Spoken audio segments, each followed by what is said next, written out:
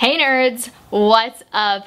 Today is the day that we're talking about all of the books I read for the month of August, which was also the NEWTs readathon, which is a month-long readathon hosted by G over at Book Roast. So let's get right on into this. Technically, I still have one more day of August in order to read because I'm currently filming this on August 30th, but as far as what my reading is right now, I have about 2/3 left of the audiobook for The Divine Secrets of the Yaya Sisterhood, and I probably will start a new book today because I'm actually filming a reading vlog as well this weekend. But for the NEWTs, I've officially completed all of the things, and we're going to talk about all of that right now. So I read 13 books in the month of August. That does technically include a couple DNFs, but like, still! Of those 13 books, I read 5 adult novels, 7 young adult novels, and 1 new adult. So getting closer to that half and half range that I really love. I read 7 physical books, but 3 of those were graphic novels, and I read 7 audiobooks. So again, half and half with those books. I read 1 sci-fi, 3 fantasy, 5 contemporary, 2 historical fiction, and 2 mystery thrillers. So I love the mix in there as well. And then getting to the star ratings, I was a little bit all over the place. I read 3 1-star books, all of which were DNFs, because essentially that's what a DNF is for me, is a 1-star. A 1-star is a DNF. If I read the book and I can get through it, probably gonna give it at least 2 stars. I gave 1 3-star, 4 4-stars, and 5 5-stars. So I did have a decent reading month for sure, but I just also happened to have 3 DNFs this month.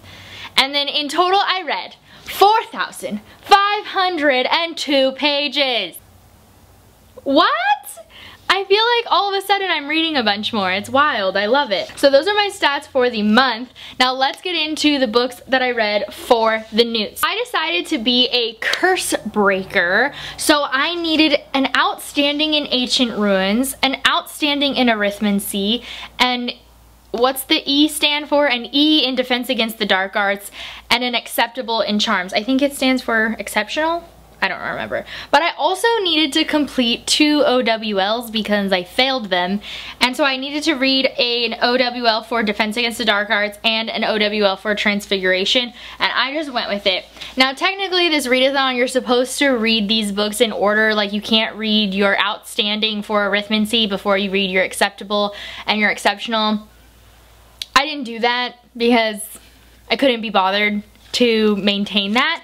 But I did read all of these books. For the Ancient Ruins Acceptable, which was Eva's read a book recommended by a friend, I chose to read Heartstopper Volume 1 by Alice Oseman, which is part of the Sassy Book Club books for the month of August. The live show will have already passed by the time you're seeing this, so I will link it up in the cards above. This is a graphic novel about 2 boys who meet. The one has come out as gay and he's a sophomore, I believe. I believe he's year 10 at an all-boys boarding school. He came out as gay the last year and was bullied a lot, and he has this really big crush on this older boy in his class, but he's pretty sure that he's straight.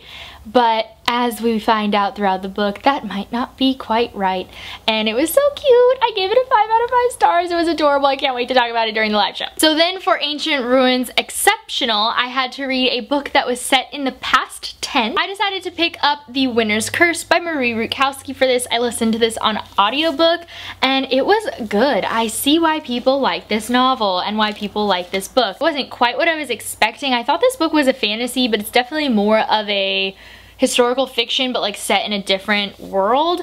And it's about this girl who's super privileged. Her dad is like the leader of the military type thing, and she owns slaves. And so they go into like the history of how her ethnicity took over the area and then enslaved the people that are there. In general, they talk about that, but the main plot is that she decides to buy this slave because she wants to. She ends up buying him for way more, and it's then like she should have paid for a slave, and that's what the winner's curse is called. And in so doing, as she gets to know this slave, she falls in love with him and things go from there. I really liked it. Again, not what I was expecting. I ended up giving this book a 4 out of 5 stars because although I did find it good and interesting, there was just something missing for me. I didn't quite feel like there was enough.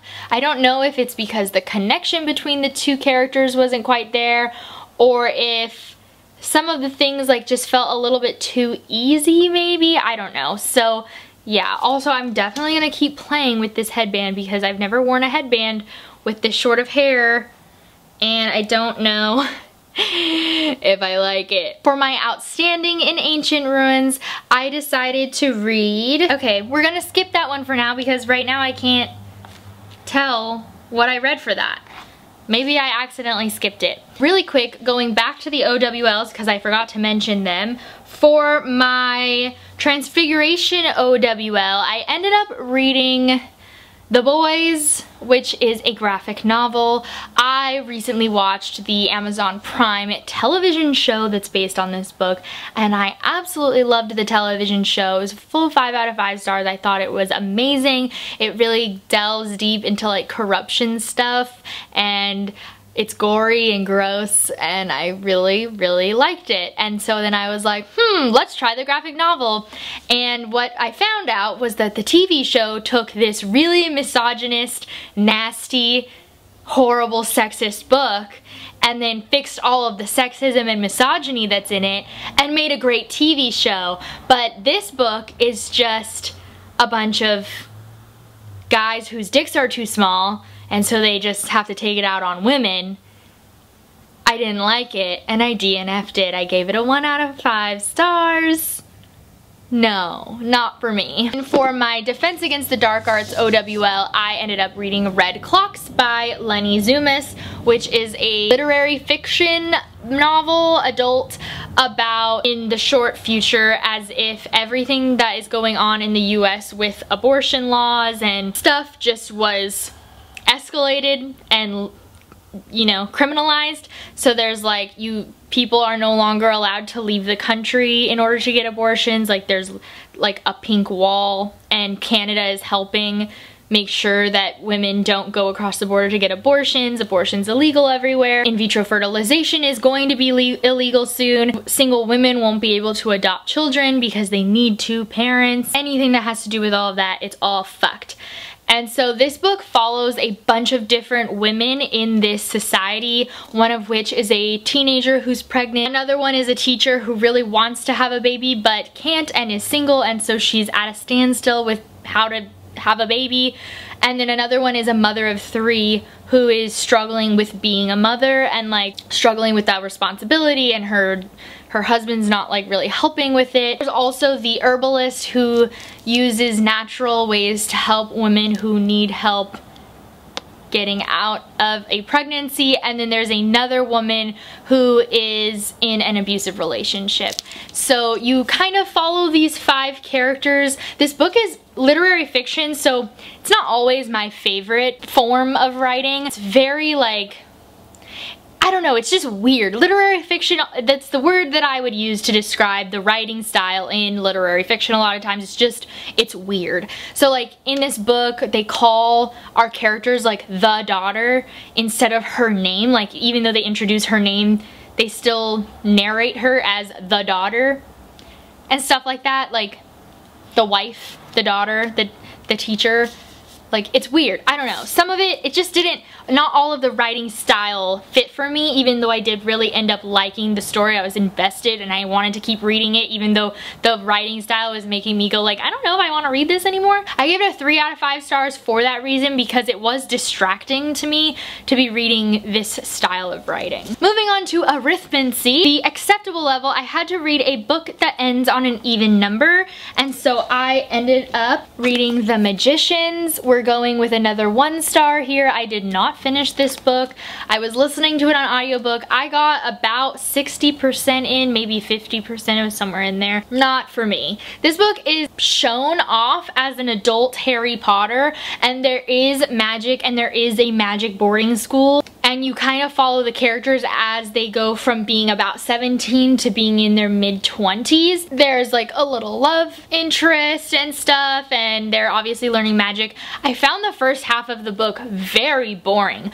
nothing happened. Like, they're just going to school. I like couldn't even tell you more. The biggest scene that I remember is scene 1 that made me almost put it down, and then the second scene that I remember most is the scene that made me put it down. And the reason that I put this book down is because first there's a scene where the people, the group, the cohort of magicians get turned into foxes as part of like their class.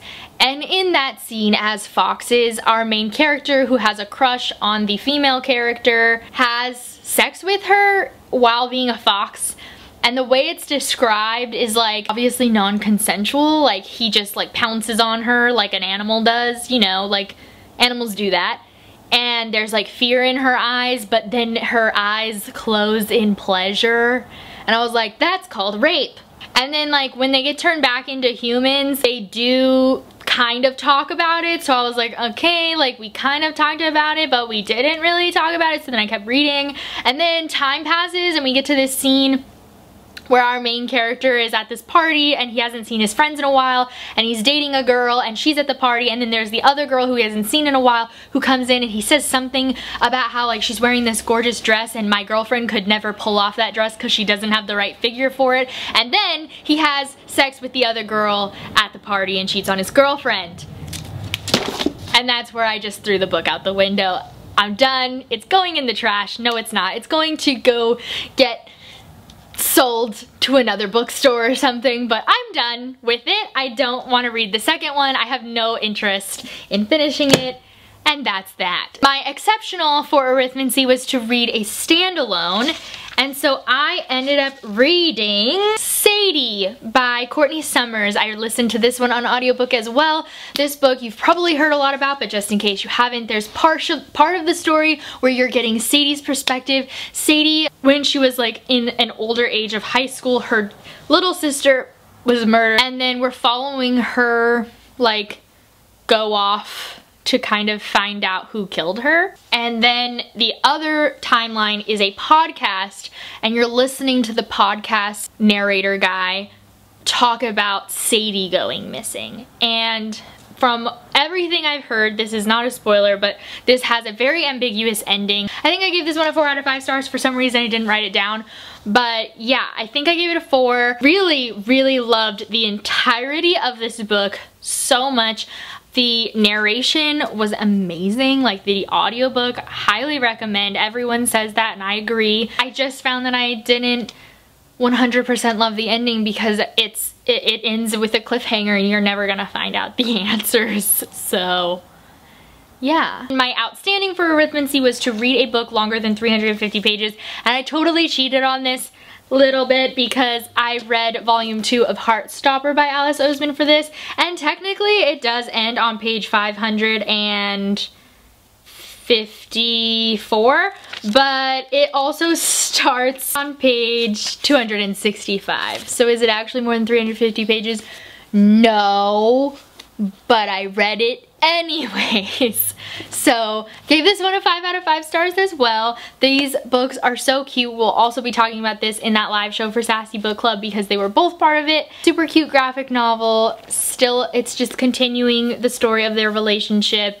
It makes me really want to read. I think it's Radio Silence that these characters are also in, and it was cute. Moving on to Defense Against the Dark Arts. For acceptable, I had to read a book that was black under the dust jacket, and I just finished this one. It was Little Monsters by Cara Thomas. This is another thriller. This is about a girl named Casey who, she's also a senior in high school. She recently has had issues with her mom, and her mom is kind of, from what you gather, is abusive, and she was going to be put in the foster care system, but her dad found out and took her in, and so she's now living with this like very nice family who she's never had a relationship with. She doesn't know how to feel about the fact that they like had never been a part of her life beforehand, and she has a stepmom and a half sister and a stepbrother, and her life kind of has gone from this really shit situation to this really great situation where she also has 2 best friends and stuff.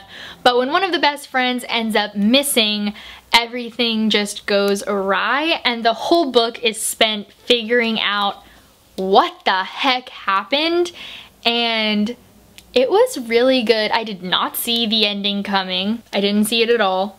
And I thought it was really well done. I gave it a 4 out of 5 stars because some of the family stuff at the end did not sit well with me, but I don't want to spoil that for you. For Defense Against the Dark Arts Exceptional, I had to read the first book on my TBR that I thought of, and I went with the Book of Essie by Megan McLean Weir. This I also listened to on audiobook. This is about a girl named Essie who is a part of a family that is on reality TV, and they are the like perfect Christian family. Think 19 Kids and Counting, that's their family. Now she is the youngest of the family. She ends up pregnant in high school, her senior year, and so it's all about how the family and she and everyone deals with that, and it gets a lot darker and darker than you think it's gonna be, and I really liked it. Was it fun? That's not the right word, but I really enjoyed. I gave it a full 5 out of 5 stars. I really liked that one. For my Charms Acceptable, I had to read a book with a gorgeous cover, which was Air of Fire by Sarah J. Maas. If you didn't know, because I talk about it in every video, me and Brittni from Brittni's Book Find are doing a read-along for the Throne of Glass series. We're reading a book once a month. This live show already happened. It was on my channel, so I'll link that up above as well. The live show for Queen of Shadows will be on Brittni's channel on September 19th at 11:30 a.m. PST, so check us out there if you're interested in reading along with us. I love this book, 5 out of 5 stars. I love Manon so much. One that I couldn't find, my Arithmancy Outstanding.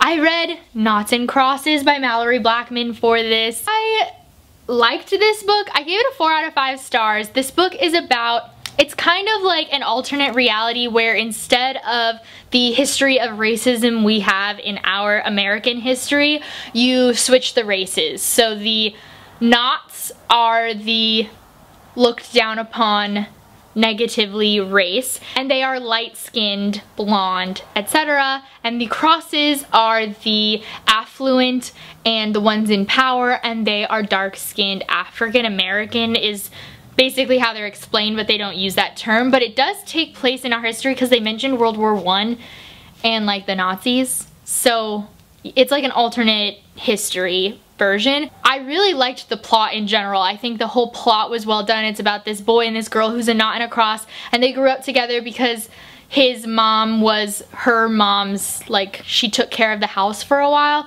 and so that's how they become friends. And then the boy who's the knot ends up going to the cross school, and he's one of the first knots to be able to go to a cross school, and then it like goes on from there, and there's a lot of conversation about racism and the politics that are included in that and how to change this huge system that it really feels like you can't do much to change at all. It's that whole thing was really well done. The thing that I found just not sitting quite well with me was that it was like, it's too obvious a conversation where they were just like, oh, it'll be interesting if we change the race of our history. I don't know, it didn't quite sit well with me. I don't know why. It just, I think it felt like it was trying to be not obvious, but it was obvious. I don't know. So I gave it a 4 out of 5 stars. I still really liked it. I probably will continue with this series because, man, it ended, and I need the next one. Those are not all the books I read, though, in the month of August. I have a couple books that I read at the beginning of the month that I want to go through quickly that were not part of the NEWTs. My battery is dying. Hopefully I will be able to get through this without it dying. But I actually ended up DNFing The Gatekeeper's Son by Eva Poehler. I just didn't love it. There was some stuff in it that I just wasn't a fan of. I didn't, yeah, nope. And it's a 1 out of 5 stars. I talk about it in one of the reading vlogs. I think it was my weekend reading vlog this month that I talked about it. And then I also read the best book of the year so far, I'll Give You the Sun by Jandy Nelson, 5 out of 5 stars. I freaking love this book. I also talked about this in a reading vlog. I really loved it. It's one of my favorite books. How come I didn't read it in the last, I don't know, 5 years that it's been out? Those are all the books that I read in the month of August and for the NEWTs. I hope you guys enjoyed this video. Please give it a thumbs up if you enjoyed. Make sure to hit that subscribe button if you haven't already. I tend to make videos on Thursdays and Saturdays, but sometimes it's like Saturdays and Tuesdays. It just changes because I can't do life right now. Let me know what you're interested in seeing next. What was your favorite book that you read this month? I love you guys. See you guys next time. Bye!